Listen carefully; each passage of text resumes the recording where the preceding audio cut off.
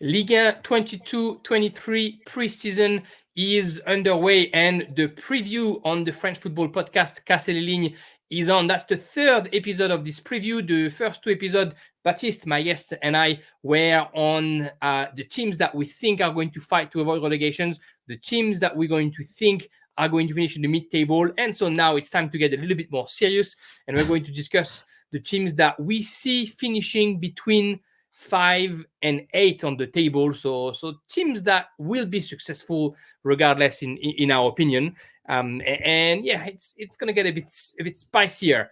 Baptiste, thanks for being here. Thanks again for allowing me to have you during this long Ligue 1 preview, which is a lot of fun. Hit me. Who do you have finishing 8, 7, 6, 5? This is where you're not thanking me anymore. So I've got might be the last episode that we do together. In 8th place, I've got RC Lens. In 7th, I've got Strasbourg. In 6th, I've got Olympique de Marseille. And that's the end of the podcast. Thank you very much. and in 5th, I've got Nice. Yeah. All right. I had Lens at 8th. I had Rennes at 7, which I think is going to be the Lille of the season. I had Lille at 6, and we mentioned Lille in the other podcast. If you guys want to give it a listen, where I explain why I think Lille is going to be that high, and Baptiste thinks that they'll finish probably more on the 9th, 10th place. And I had Nice at 5 as well. So we agree for Lens and Nice 50-50 and 5th, and we tend to disagree for the other team. I guess I see Marseille a little bit higher. We're going to keep Marseille. We're going to put them on the side because I think it's going to be a fun part, and it's going to make the last pod about Paris, Monaco, Lyon, and Marseille pretty interesting. We're going to do Lens. We're going to do Strasbourg that we skipped on the last episode. But I'll follow your lead, and we'll see what they can do to finish in European position. And then we'll do Rennes and Nice in no particular order. To talk about them. I think there's quite a bit of to say about those two teams as well. Let's start with Les Seniors. Let's start with Lens. I just had an episode who dropped about RC Lens on Casser les Lignes with Sorare Invest. His name is Remy, and he's a Lens ticket holder. It was a great episode. If you guys want to give it a listen, it was at the time that we're recording, but it's been released probably an hour or two before, so I'm not blaming you for not listening to it yet. But it was a lot of fun and a lot of important information. Obviously, Remy knows what he's talking about. And long story short, what we talked about is that Lens is a club that's humble and ambitious. The ambition of Lens this season is to stay in Ligue 1 and nothing else, and they're taking it slow like this, which is a lot of signs of things done well. They've lost some of their top talent, Lens. They've lost Cheikh Doucouré. They've lost Jonathan Klaus. They've lost Arnaud Kalimuendo. They've lost some players that were maybe a bit less important, Corentin Jean and Simon Banza. They may lose Seko Fofana. There's been word that he was going. Now he's not going anywhere. He's still at Lens as far as today goes. But there's, of course, almost a month now, exactly a month, the 31st of July today, exactly a month before the end of the Mercato. But they've been pretty active on the recruiting front. Luis Openda from Club Brugge, and who was on loan at Vitesse Arnhem last year. Adam Buxa, the Polish striker from New England, who became a Polish international just before summer. Salis Abdul Samed from Clermont to replace Doucouré. Brice Samba, the Nottingham Forest goalkeeper, of course. I thought after Farenez was injured, but Remy was telling me that actually Samba has been on the little papers of Lens since April or March. So clearly Lens already wanted a keeper back when they had their two keepers healthy. And Jimmy Cabot coming from Angers to replace Klaus. At least it looks like it, but apparently Frankowski is playing on the right in preseason. And then the last player that we don't really know, it's Lucas Poreba, who's coming from Poland. So we said it, a team that is run well. Jérôme Gisolfi, the sporting coordinator, is doing an awesome job. Franck Hez has revealed himself as one of the greatest minds of French football the past couple of years. And a team that is recruiting well, that has kept their core. Gradzic is still there, Fofana. and in midfield, Fofana, of course, is still there. And up front, maybe they lose Kalimundo, but Sotoka is there, and Ganago is there. So players who have lived through those successful years of Lens, a lot of them are still there. They've sold well. They still have money to buy more if they need to. And a team that has performed well the past couple of seasons and that has always been knocking on the door of European football. We both see them finishing 8th, so clearly we think they're not yet going to play in Europe the next season. But it's a position that is a performance for Lens year in year out to be able to finish in 8th position. Absolutely. I mean, they've just gone about it in such a smart, progressive way, which I really enjoyed. I mean, you've mentioned Francaise, who's been an absolute revelation as a number one. They've gone about it signing players who are hungry, who still want to develop, who will not cost them a huge amount of money, whether it's in transfer fee or wages, but want to keep growing and trust Francaise. And the fact that Fofana, rejected offers last year, is still rejecting offers by the sound of it, shows that he shares the ambition and he gets it and he trusts Gisolfi and Ez, and that's brilliant. I think they've had one of the best transfer windows so far, because all the key players that you've mentioned have been swiftly replaced, and those new players joined in June, early July, so they've gone through preseason. So very, very smart, very efficient, and they have an identity, whether it's on or off the pitch. They're really well supported. On the pitch, they all seem to play for each other. They've got a system that works, that's been proven to work, and that fits their players. So there's a lot to like. I think they've finished 7th the last 2 seasons. Other teams have reinforced themselves as well. I think people will await Lens a little bit more as well. Clubs will sit back a little bit more, especially at Bollard, and so that will make things more difficult. But yeah, I'm very enthusiastic, and I think if you take a step back, considering where they've been over the last 10, 15 years, 7th, and 8th in their first 3 seasons back in Ligue 1 would be an amazing achievement. And you look across the top 5 leagues, I don't know how many teams will have done that. So it's testament to the amazing work that they've carried out. Yeah, and they've also kept a player that is not a doubt that he would stay, but that prolonged that mindset is Gael Kakuta. They were able to keep a young player like David Pereira Costa as well, who I think will probably see a lot of this season. You said it, they're working well, they're working early, they're doing what it takes. I mean, they work so well that, and I didn't know that before I talked to Remy, but Salis Abdul Samed, who's at Clermont now, came from the same academy that Doucouré was from back in Africa, and they both came to Lens at the same time 2-3 years ago, and Lens decided to keep Doucouré and not keep Samed, and now they're calling him back after he had time to gain some Ligue 1 experience. So they have a system. They're hiring players that fit that system. That's such a testament of a team working well. They're not trying to put players into the hands of as just for opportunity. They're trying to put players that will work for him.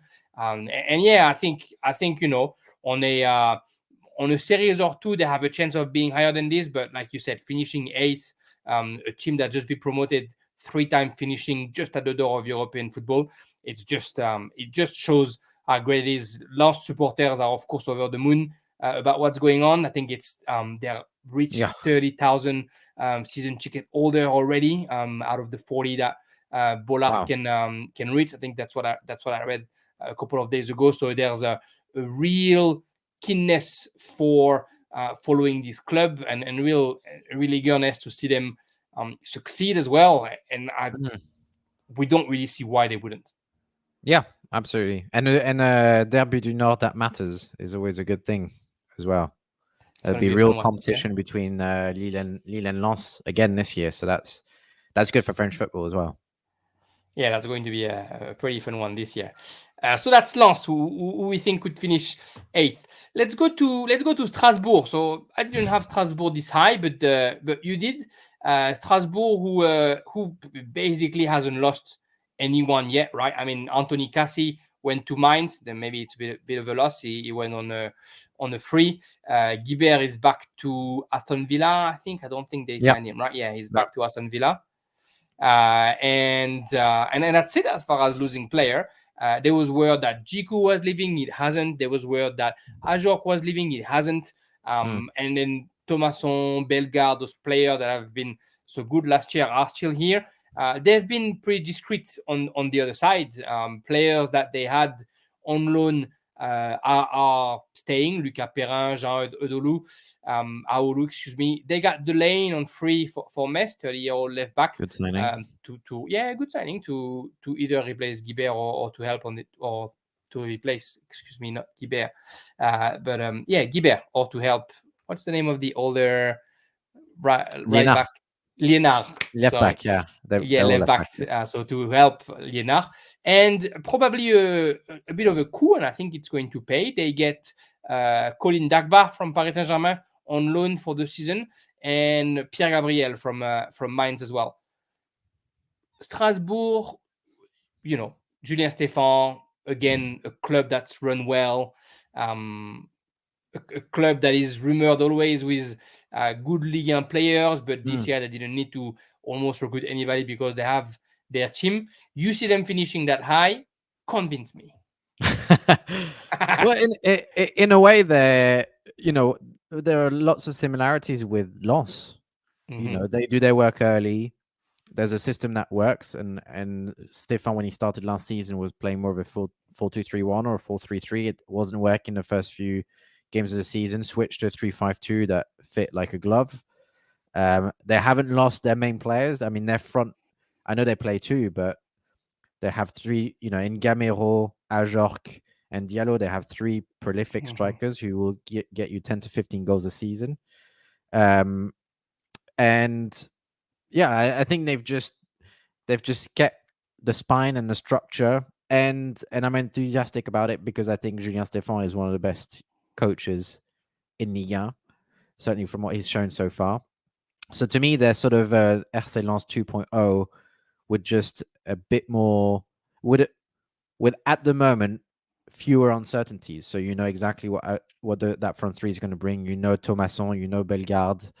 And they addressed the departures of Cassie and Gilbert very rapidly and with smart signings. I mean, Colin Dagba should never play for PSG, but that still makes him a good Ligue 1 player. Yeah. And he's still young and he'll grow. And Delane has been solid for Metz for years and replaces Cassie. Cassie wasn't a left footer, Delane is, so he'll provide a different option as well. So I think they're all, everything's sensible, everything's quiet, everything's calm.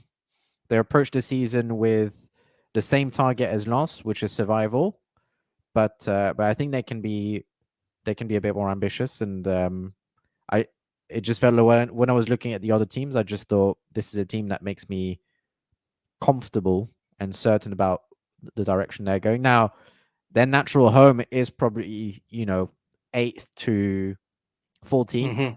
They're a mid-table side, so if they finished 11th or 12th, that's still a success, and I wouldn't see that as a huge surprise. But based on what I've seen, it's I just thought they were well armed for a repeat of last year. Of course, I keep on talking about stability, but there's a flip side to it, which is people getting comfortable, and that's the risk that, whether it's Lens or Strasbourg, that's the risk that they're gonna have to face. But there's too much smartness at both of those clubs for me to think that they're gonna fall down the table.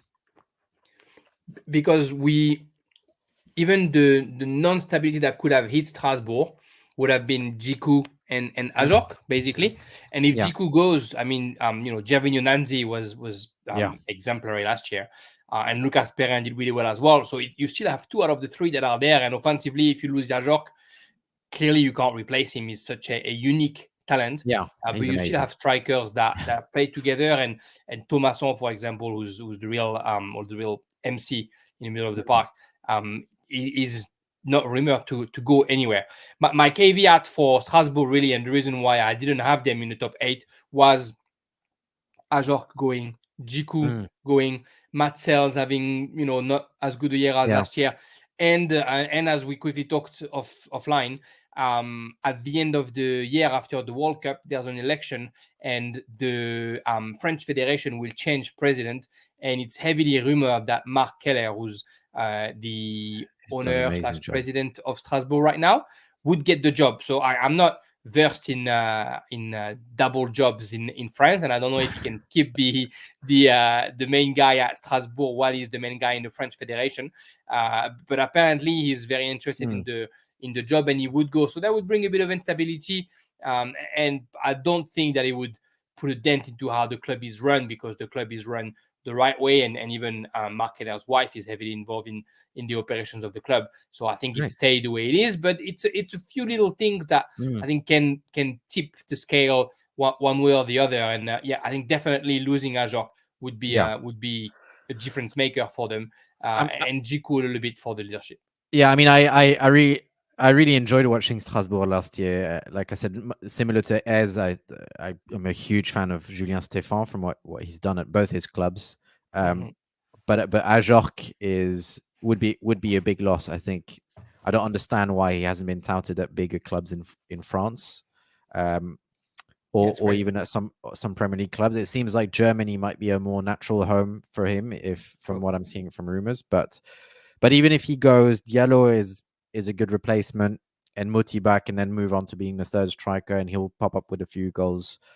And there's just resourcefulness there that I think is as good as certain players are, as good as Ajok and Jiku have been. I don't think them leaving would disrupt the sort of ecosystem. I think if somebody like Thomasson left, funnily enough, I think that would be a much bigger loss Yeah, to true. them than Ajok or Jiku. But based on where they stand today, I just, they, you could interchange Lens or Strasbourg, frankly, but that it felt like they were making good progress and they look comfortable for this season. Something I'm really looking forward to with Stefan this year in Strasbourg is the youth that he's going to Mm, promote. He's done that so well at Rennes, and obviously he had the academy to back it up. Last year, he's sent Ibrahima Sissoko, excuse me, who really developed himself, mm, but he's already 24. But there's a few young players, Habib Diarra, Moïse Wahi. I think it's Doucouré, one of the defender, yeah, Ismaël Doucouré, who I wouldn't be surprised to see Nordin Kandil as well, of course. Who I wouldn't be surprised to see getting a bit more game time, and it's what Julien Stéphan does really well, putting those young players in the best disposition to try and shine in Liga. I'm looking forward to seeing him doing this at Strasbourg as well. It's going to be mm, it should be a good season. Like I said, I think yeah. they might not be as good as they were last year, but Mm, who knows um, where they end up. Let's stay in the east of France, but let's go all the way southeast instead of staying in the cold north. And let's go to Nice to see what's going on there. Lucien Favre, the new coach, of course. Galtier has gone to Paris Saint-Germain. We spoken a little bit about that in our pod together. Excuse me. And a few key players leaving. I mean, mainly one, right? Walter Benitez, the goalkeeper, mm, potentially the best goalkeeper in Ligue 1 last year, has now gone. That's about their loss, right? Justin Kluivert and Jordan Amavi are gone back to their club on loan. And then they've recruited Rares Ilie from Romania, who's not really known. He's only 19 years old. They've finalized the transfer of Marcin Bulka, who must feel a little bit hard on by, having the insurance from Galtier and Fournier that he's mm, going to be the number one keeper, and now Favre comes, Bulka signs, and Favre just can't wait to put his hand onto a more experienced goalkeeper. They tried Sommer, they failed. Now they're trying Kasper Schmeichel. Poor Boxa. He's not having a great offseason, the poor guy. Every single year, same story with him. Anyway, they're getting Dacunia back from Clermont, of course. And they've kept their core. I mean, they've kept everyone. Tojibo is there, Dante is there, Thuram is there, Rosario is there. Lemina, I think, is not really wanted anymore, but he's there if they need him. And in front, of course, Stengs, Guiri, Dolberg, Delors. Of course, Dolberg is potentially leaving. But they've kept all their players, basically, so they should be at least as good as they were last year. They have a different coach, a coach that is adored in Nice for what he's done in the past. So a coach that will have, will be backed up by his fans. But a coach that didn't build this team at the end of the day. The team was built by two coaches before him, and now he's coming in to pick up the pieces and trying to make them play together. We both have them finishing 5th. Yeah. It's a team that is worth Europe, isn't it? Yeah, the talent's there. And if Favre can find the right balance between the defensive solidity they showed last year and unleashing a few of those talented players, then they could aim higher than 5th, technically. I mean, those players you listed, Guiri, Dolberg, Delors, Stengs, you can add Claude Maurice, you can add Dacunia now to that.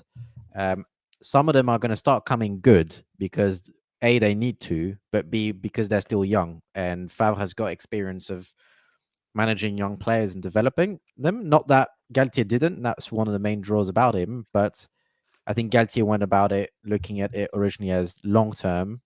And much like he did at Lille, the focus was on let's build the structure first, then we'll be a little bit more expansive. I think that structure is there now. And Favre is naturally more expansive than Galtier. And so I'm hoping that he will make those players better because there should be, Stengs was highly rated at some point. Dolberg is 23 and plays well for Denmark, was good in his first season, played well for Ajax, So I think overall they're in a good position to be at least where they finished last season. That's the thinking behind both of us having it in 5th. The hope is that there will be a little more free-flowing football because I felt a little bit aggrieved watching Guiri towards the end of last season being completely shackled by instructions when he's such a wonderful player in full flight. We're talking about a team that was second for almost half of the season. I think no one's seen finishing outside of the top 3 at one point, and then completely crumbled in the end.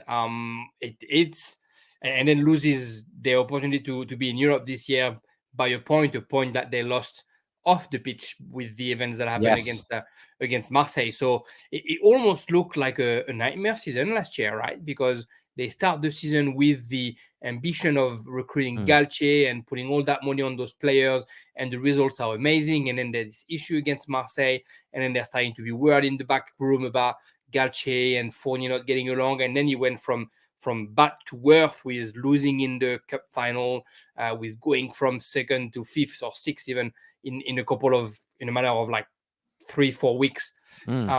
It's a team that should be higher than what they were last year.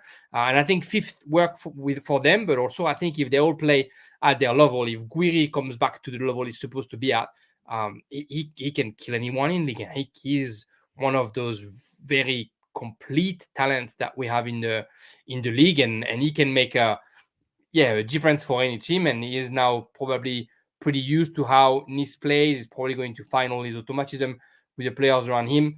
It's hard to see this team not succeeding. It's hard also to really see the missing piece for them to get there. Maybe it's a right back and a left back that are consistent, because Bar and Atal maybe miss a bit of that consistency.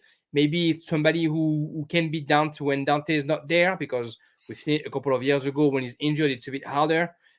But otherwise, it looks like they're just meant to keep progressing, and you're wondering who really can stop them. I mean, obviously, there's money backing them with Ineos, and they are not losing all the talents that they've bought. So hopefully they finally make it. Hopefully they finally make it to Europe. They look destined for it. So I think, talking about those coaches, I think if they are not in the top 5 position by the time Christmas is, Yes. I think there might be some questions asked. He's backed up by the fans, supposedly, Lucien Favre. So maybe not from the fans, but I think Radcliffe might not be very patient, because I think at the end of the day, Favre comes because River said, bring Favre, trust me, I'm the president, I know who to bring, and all the right guy. So if it doesn't work, it's going to create another wedge between River and his owners, and they might have to find a coach that this time Radcliffe will choose himself. Yeah. The last team that we're going to talk about is not Marseille. I have no idea why Marseille was in this 6th place for you, but anyway, we'll sort this out later. But we're going to talk about Rennes, and obviously this time Rennes, I'm the one again who sees them a bit lower than what you see them. So you had Rennes finishing 4th in your third. High. Third, and I guess I can see it. But I have Rennes finishing what did I say? 7th? 7th, yeah. Yes. Because I think Rennes overperformed last year, and that they're going to come back in their ranks today, and I could be wrong. Let's look at the offseason for Rennes, excuse me. They lose Mathis Tel, who had played a minute and a half in Ligue and who's leaving for Bayern Munich for 20 million euros, which I guess is a sign of the times. They lose Jonas Martin on the free, Léa Siliki on the free, Pepe Bonnet, the keeper that at one point was supposed to be the next big thing, is gone on a free. Aguerd has been sold for 35 million. I think that's going to help them. But he's been sold for 35 million to West Ham. And then they've recruited, I guess, as smartly as possible. They got Steve Mandanda. They needed a goalkeeper. They got a goalkeeper. He's 37 years old, but we know how good he could be. They've just recruited Arthur. I think his last name is Theat or Theat, depending on where. Because he's Belgian, so I'd say Theat. Theat would be for 19 million euros, so not cheap, coming from Bologna, centre back to replace Aguerd, I'm assuming. And then there's apparently another centre back on its way, coming from England. I can't remember the name of the guy. Rodon, I think. Rodon, yeah. Yes, Joe Rodon, yeah. Yeah, I don't know whether it's is it. I saw that. I don't know whether it's on loan, or I think it's on loan rather than as a permanent, right? Yeah, I heard Simone Rovera saying that maybe becoming that it's basically done. But if we look at the squad, all those players that supposedly were leaving into the offseason because they had such a great year last year are still there. Martin Terrier, Bourigeaud, of course. In the back, sure, they lost Aguerd, but Truffert stayed. Traoré, the captain, is still here. The younger player, Assignon, of course, what's his name? Mohamed Omari, but he's injured. That's probably why he's not going anywhere anyway. Hugo Chukru, Lovro Majer, Fabien T, Bastille Santamaria, who seems ready this year. Doku, who's coming back. Laborde is here. Guirassy is here. The squad hasn't changed much. Like I said, in my opinion, I said that I think they are going to finish 7th because I think they might have overperformed last year. This year they have Europe again, and they're going to lose a bit of energy there. And it's not going to take a lot, I think, for a team like this to lose a bit of confidence, because they might lack a little bit of experience of that level and of playing together. But please plead your case. Why would they finish 3rd? I think those are totally fair. That's a totally fair view, right? They're inexperienced. They'll have to face Europe again. Who knows whether some of those players that are going to be sold, and or whether they will keep that form that they showed last season. I think for me, it's looking at the last few years. There's a really positive cycle coming out of Rennes that was started by Stéphane and that was kept on by Genesio. There's a real sense of, we belong there now. We belong in that top 5, top 6. We've got nothing to be ashamed about. We won the cup. That was a big mental hurdle as well, I think, for the club. Their academy is still outstanding, and their depth, they have 2 players for each position now. the way I look at it. So they're well armed to. I mean, Doku and Sulemana won't start Mm-hmm.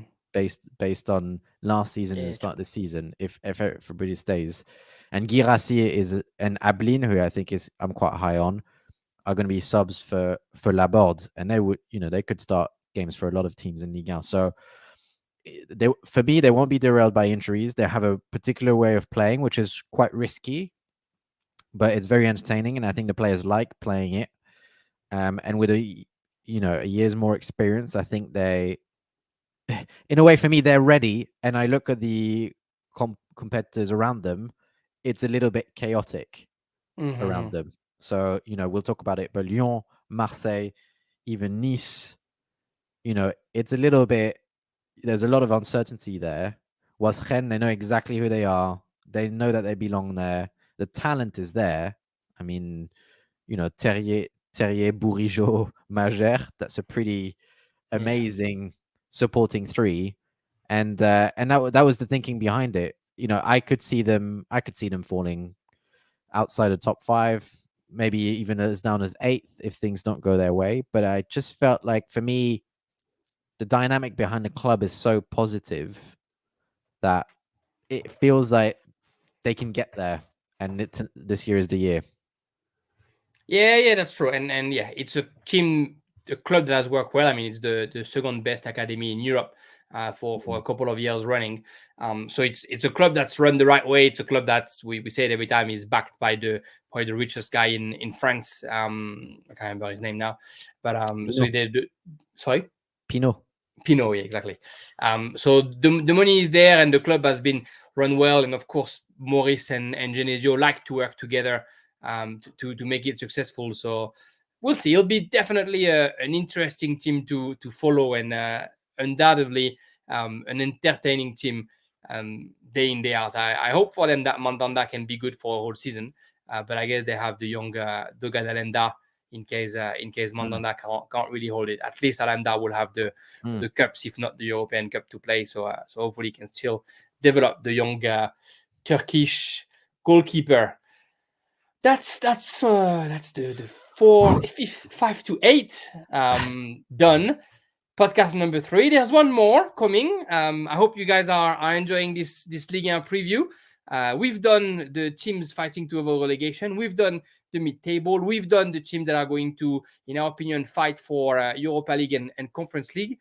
And then the last episode coming up will be about the title contenders. So we have 4 teams left. We have Paris, Lyon, Monaco, and Marseille. We'll see in which order who puts where. We'll see if there's a new champion as far as we're concerned this season.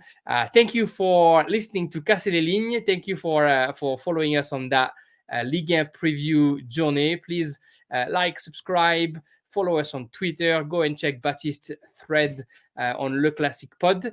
And stay tuned for the last episode coming soon.